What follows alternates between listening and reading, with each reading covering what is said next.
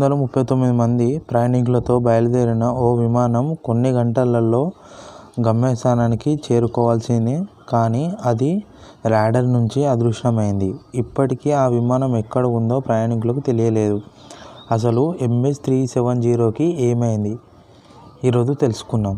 2014లో March 8 Malaysia airlines flight MH370 మలేషియాలోని Kuala Lumpur నుంచి చైనాలోని బీజింగ్కు బయలుదేరింది. ప్రయాణికులు 12 మంది సిబ్బంది ఉన్నారు. అన్నీ సాధారణంగానే కనిపించాయి. చివరి సందేశం విమానం బయలుదేరిన కొద్దిసేపటి తర్వాత పైలట్ నుంచి చివరి సందేశం వచ్చింది. Good night Malaysian 370. అదే ఆ విమానం నుంచి వచ్చిన చివరి కమ్యూనికేషన్. కొన్ని నిమిషాల తర్వాత విమానం రాడార్ నుంచి మాయమైంది.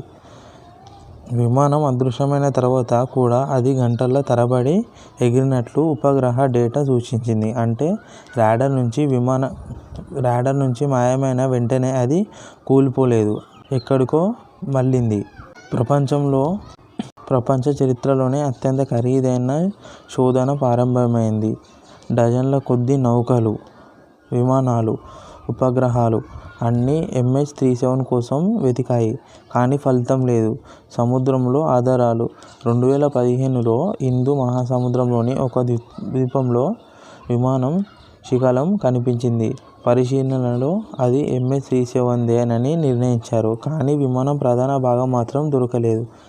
కుట్ర సిద్ధాంతాలు. విమానం ఎందుకు మాయమైందో దానిపై అనేక సిద్ధాంతాలు వచ్చాయి.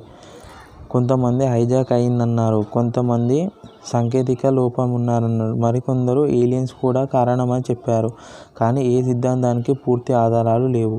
ఇప్పటికీ మిస్టరీ. 10 సంవత్సరాల వరకు పైగా గడిచినా MH370 యొక్క పూర్తి నిజం ఇంకా తెలియలేదు. 239 మంది ఏమయ్యారో కూడా స్పష్టంగా తెలియలేదు. అది ఆధునిక విమానయాన చరిత్రలోనే అతిపెద్ద మిస్టరీగా మిగిలిపోయింది. టెక్నాలజీ ఎంత అభివృద్ధి చెందినా ఒక విమానం మొత్తం ఎలా మాయమవుతుందో ఇప్పటికీ ప్రపంచానికి సమాధానం లేదు. అందుకే MH370 మిస్టరీలో ఒక ప్రపంచాన్ని వెంటాడుతుంది. సో ఈ వీడియో మీకు నచ్చినట్టయితే లైక్ చేయండి, సబ్స్క్రైబ్ చేయండి, షేర్ చేయడం మాత్రం మర్చిపోద్దు ఫ్రెండ్స్. మళ్ళీ కొత్త వీడియోలో కలుసుకున్నాం. అప్పటి వరకు టేక్ కేర్. Bye bye.